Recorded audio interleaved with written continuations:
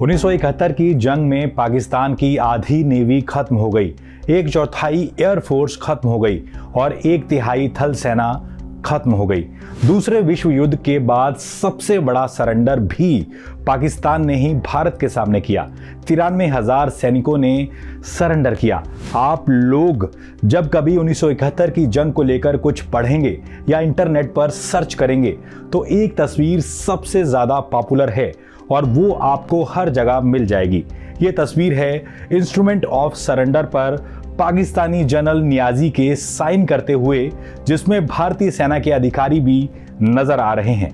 इस तस्वीर में जो नजर आ रहे हैं उनके नाम हैं साइन करते हुए जनरल नियाजी।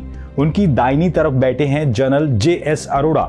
जो खड़े हैं उसमें बाएं से दाएं हैं vice admiral Krishnan, air marshal Harichand Dewan, lieutenant general Sangat Singh, major general JFR Jacob. हम आपको इस तस्वीर की कहानी के साथ ही एक और कहानी बताने वाले हैं। कहानी उस योद्धा की जिसने पाकिस्तान को सरेंडर करने के लिए मनाया। एक ट्रू जेंटलमैन और प्रोफेशनल आर्मी ऑफिसर की तरह पाकिस्तानी जनरल से सरेंडर के कागजात पर हस्ताक्षर करवाए। कहानी मेजर जनरल जैक फौज राफेल जैकब यानी JFR, जिन्हें उनके साथी जेक भी बुलाते थे। 15 दिसंबर 1971 की शाम को ही सीज फायर की घोषणा हो गई थी।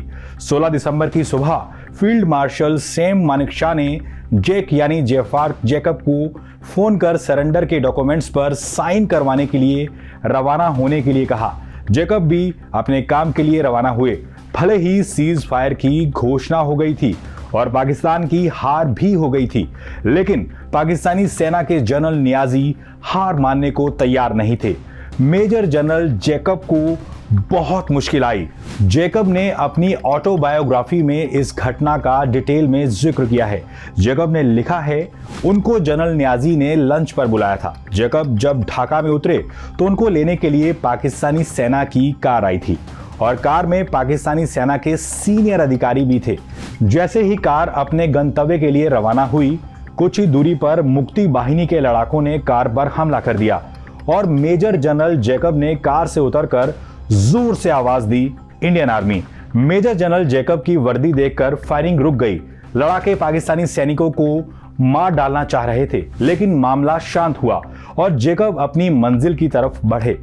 जैकब जनरल नियाजी के दफ्तर में घुसे तो देखा वहां पर पाकिस्तानी सेना के बाकी अधिकारी मौजूद थे। इनमें नेवी और एयरफोर्स के भी सीनियर अधिकारी थे। इस बीच मेजर जनरल जैकब ने रेस कोर्स में सरेंडर के डॉक्यूमेंट्स पर साइन करवाने के लिए एक टेबल और 2 कुर्सियां लगवाने के लिए कहा। मेजर जनरल जैकब लिखते हैं कि सरेंडर के डॉक्यूमेंट पढ़ते वक्त जनरल नियाजी के आंखों से आंसू निकल आए थे और नियाजी ने कहा था, कौन कह रहा है कि मैं सरेंडर करने जा रहा हूं? आप लोग सिर्फ सीज फायर और वापसी के फैसले पर बात करने आए हैं। बाकी के पाकिस्तानी अधिकारियों ने भी सरेंडर की बात को नकारा। दरअसल 15 दिसंबर की शाम को सीज फायर की घोषणा कर दी गई थी और 16 को सरेंडर किया जाना था, लेकिन जनरल नियाजी देर करवा रहे थे और ना नुकुर किए जा रहे थे। जैकब ने नियाजी से कहा कि अगर आप साइन नहीं करेंगे तो मैं आपके परिवार की सुरक्षा की गारंटी नहीं ले सकता। सुरक्षा चाहिए तो साइन करने ही होंगे। जैकब ने नियाजी को सख्त लहजे में समझाया और आधे घंटे के लिए सोचने का वक्त दिया और कहा कि वो कोई फैसला नहीं लेते हैं तो जैकब ढाका पर बमबारी का ऑर्डर दे देंगे। जनरल जैकब ये कहकर बाहर निकल आए और अपना पाइप पीने लगे। इस दौरान उनकी एक पाकिस्तानी संतरी से बात हुई। जैकब ने लिखा है कि वो संतरी रो पड़ा और कहने लगा, एक हिंदुस्तानी अधिकारी मेरा हाल चाल पूछ रहा है, जबकि मेरे अपने नहीं पूछते।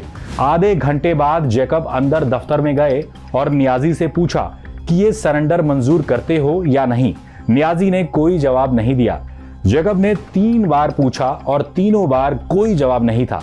जनरल जैकब ने कागजों को हवा में उठाते हुए कहा, मैं इस सरेंडर को स्वीकार करता हूं। इतना कहते हुए नियाजी फूट फूट कर रोने लगे। यहां एक और मजेदार किस्सा है। जनरल जैकब ने नियाजी से उनकी तलवार सौंपने के लिए कहा। नियाजी ने कहा, हमारे यहां तलवार का रिवाज नहीं है, लेकिन आपको बता दें कि नियाजी ने अपनी रिवॉल्वर जनरल जैकब को सौंप दी। किसी भी वक्त जनरल JS अरोड़ा को सरेंडर करवाने के लिए आना था, लेकिन वो त्रिपुरा की तरफ चले गए थे। जनरल संगत सिंह को लाने के लिए करीब शाम 4:30 बजे JS अरोड़ा अपने लाव लश्कर के साथ पहुंचे। गार्ड ऑफ ऑनर की एक रस्म के बाद सरेंडर के लिए टेबल पर नियाजी और JS अरोड़ा आए। नियाजी ने इंस्ट्रूमेंट ऑफ सरेंडर के डॉक्यूमेंट्स पर साइन किए और जनरल अरोड़ा को अपनी बंदूक सौंपी। जंग हार जाने के बाद पाकिस्तान बुरी तरह से बौखलाया हुआ था। पाकिस्तान को हार हजम नहीं हो रही थी। पाकिस्तान ने मुस्लिम देशों में भारत के प्रति नफरत फैलाने का भरसक प्रयास किया। इसी बीच पाकिस्तानी प्रोपेगेंडा मशीनरी भी एक्टिव हुई और कहा जाने लगा कि जानबूझकर भारतीयों ने एक यहूदी अधिकारी को पाकिस्तान से सरेंडर करवाने के लिए भेजा।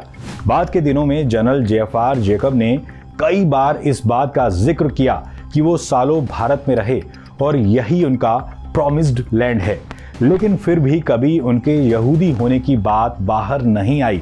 लेकिन पाकिस्तानियों ने ये भी कर दिया। इसी तरह के तमाम किस्से कहानियां सुनने के लिए टाइम्स नाउ नवभारत के डिजिटल पेज के साथ जुड़े रहिए।